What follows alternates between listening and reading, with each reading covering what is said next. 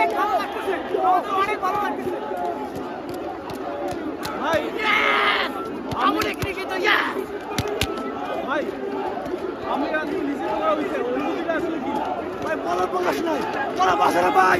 আমাদের নিষিদ্ধ হয়েছে ভাই, এটা একটা বিজয়, এটা আমাদের একটা বিজয়। আমরা এত খুশি কোনোদিন